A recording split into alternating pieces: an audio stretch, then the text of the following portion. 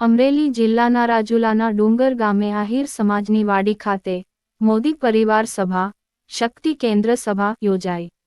રાજુલા તાલુકાના ડુંગર ગામ વાવેરા ગામ અમરેલી લોકસભાના ઉમેદવાર ભરતભાઈ સુત્રિયા અધ્યક્ષસ્થાને સભા યોજાઈ આદરણીય નરેન્દ્રભાઈ મોદીના હાથ મજબૂત કરવા હાંકલ કરી હતી।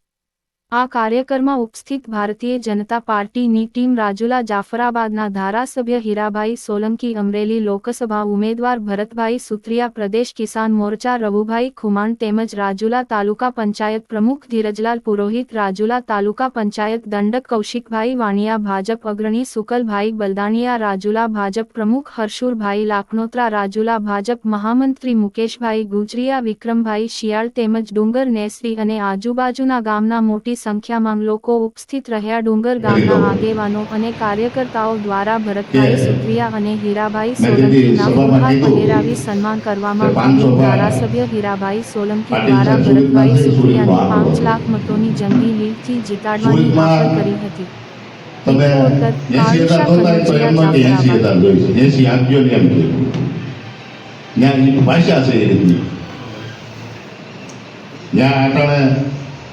લોકસભા ચૂંટણી થને તો ત્યાં કોઈ પૂછો ને મતદારો તો એમ કે કેટલે જીતશો, 800 જીતશું, એટલે 8 લાખે જીતશે।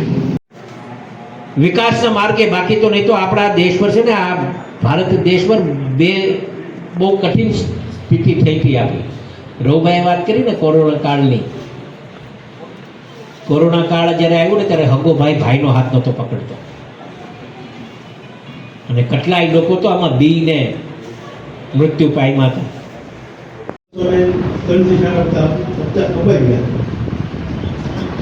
આ રીતે ભ્રષ્ટાચાર બહુ થાય। તમારા ધંધે ખાતા પર કેન્દ્ર સરકાર યોજના બનાવે, યોજનાનો નાના નાનો લાભ લે।